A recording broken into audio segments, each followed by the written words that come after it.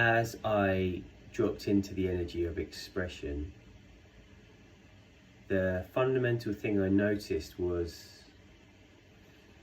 this kind of energetic feeling of like the X would be like X, feeling up here, X, and then expression would almost be like sweeping through my body, down to my fingertips, my feet, down to the earth. And this went in line with another intellectualization that I had around like the word express, sort of like doing something fast, and how expression is a, I guess, a shortcut to a feeling.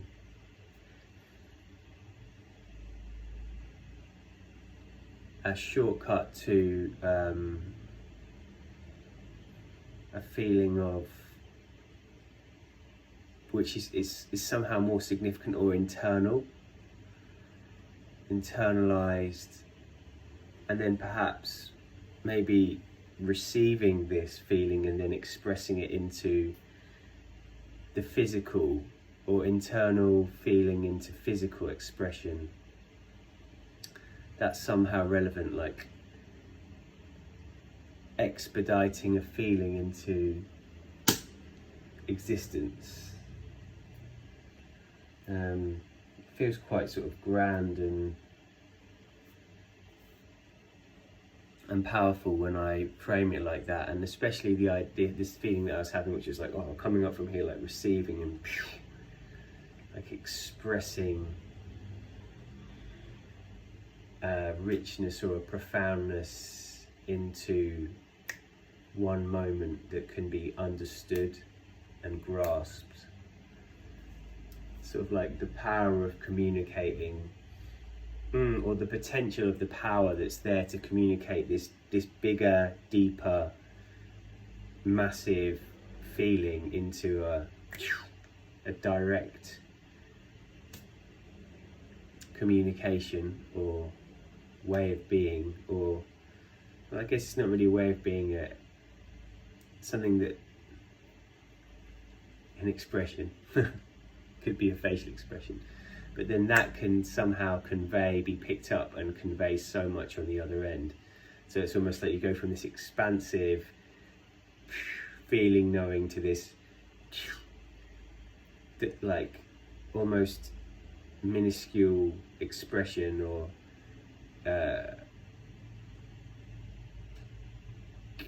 I guess small, subtle,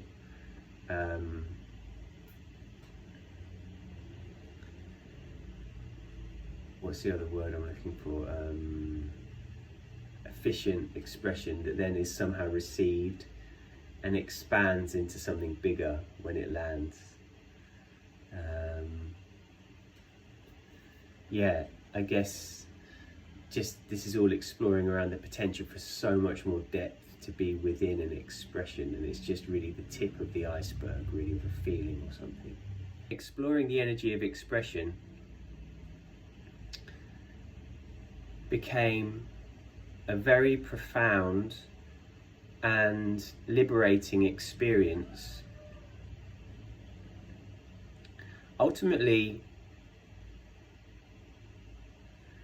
I came to this feeling or realization that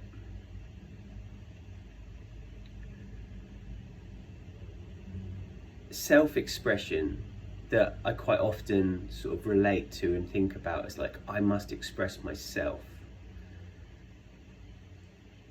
is kind of impossible, because expression is this truly sort of like ever-changing, impermanent activity,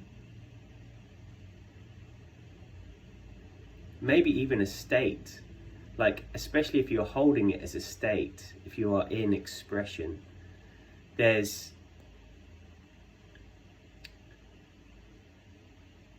it just feels like there's so much changing and so much happening that's being expressed.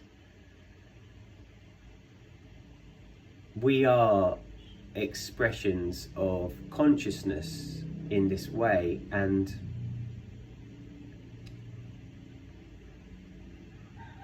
so to really open up and allow that expression to come through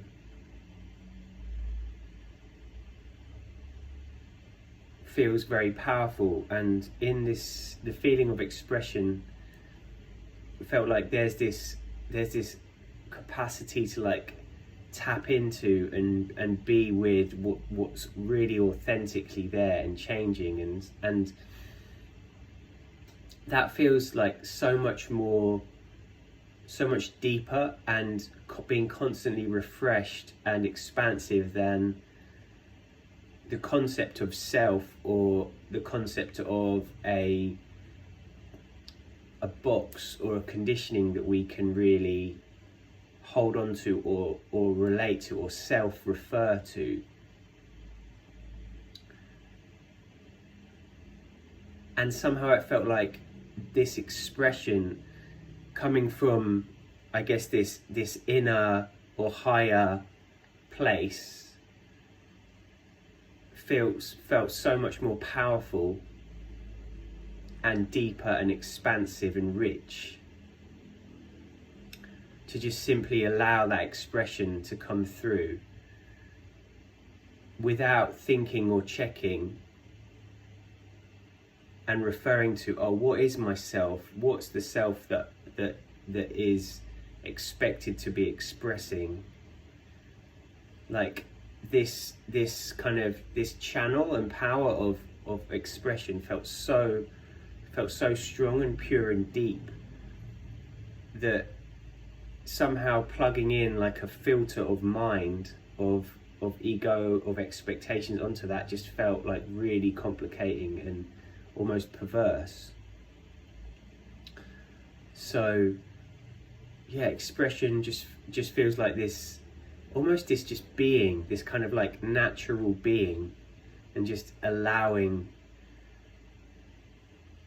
as a process of just being, expressing in such a powerful way without any self-identification attached to it, just simply allowing and flowing.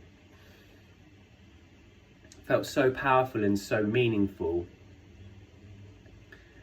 And also felt like, even though there might just be these tiny moments of expression that happen, the scope for them to tap into this expansive power of like the inner vastness, or the outer, or the unknown,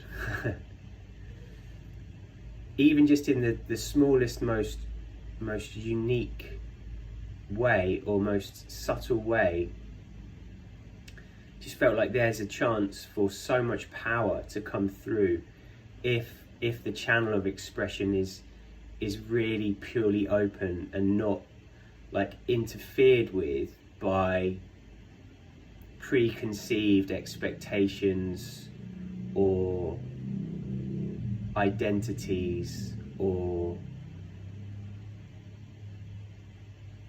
boxes, so to speak.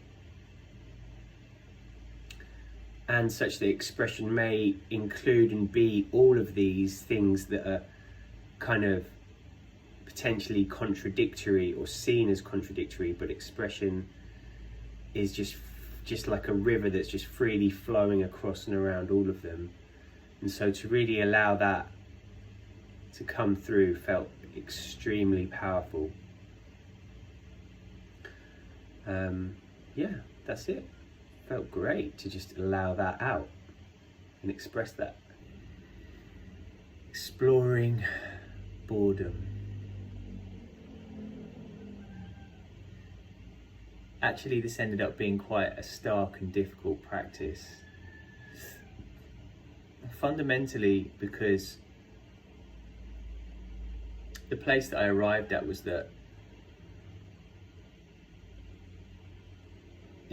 if there is boredom with an activity, and the boredom seemed to relate to like something external that I'm doing, then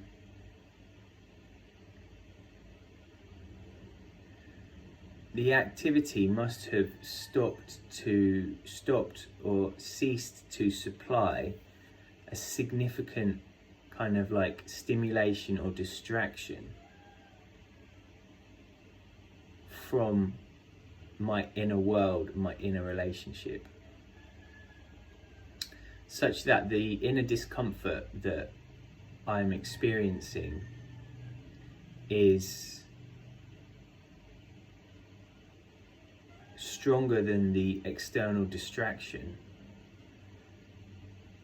And so this desire to change and switch up a new source of stimulation becomes present.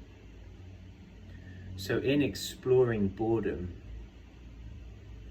I was really exploring the discomfort of the relationship with myself and the desire to create and supply new stimulus to distract from the discomfort of relationship to self.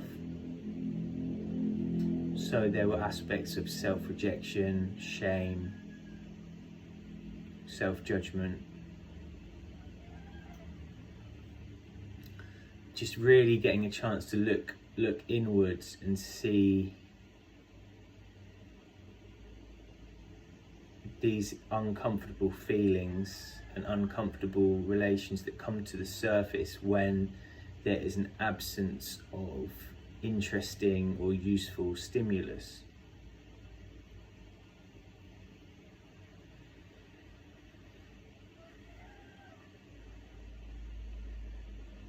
And I guess my hypothesis that this is based on is that, like, if the inner experience that I'm having is joyful, contented, peaceful, calm, happy, even just simply neutral,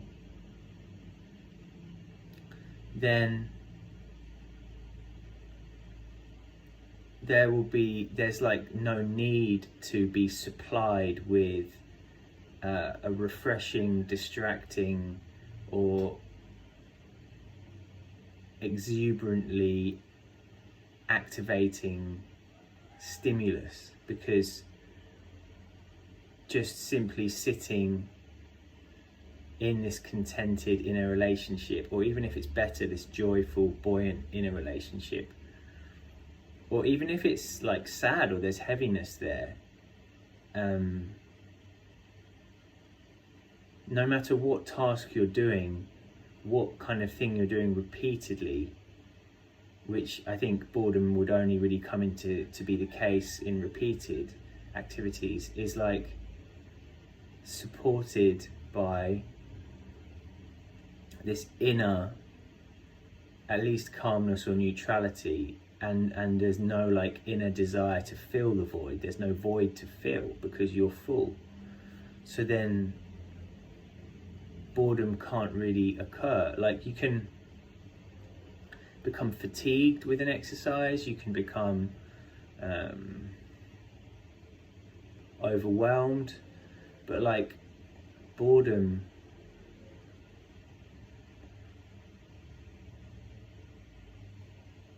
feels like it can't arise if the inner relationship is really whole and peaceful and resolved or balanced or being worked on somehow. And so it feels like being in boredom revealed this like lack of inner relationship, lack of inner relating that I experience as a background of discomfort that kind of masquerades as boredom. So that's a super valuable and really interesting exercise. Thank you.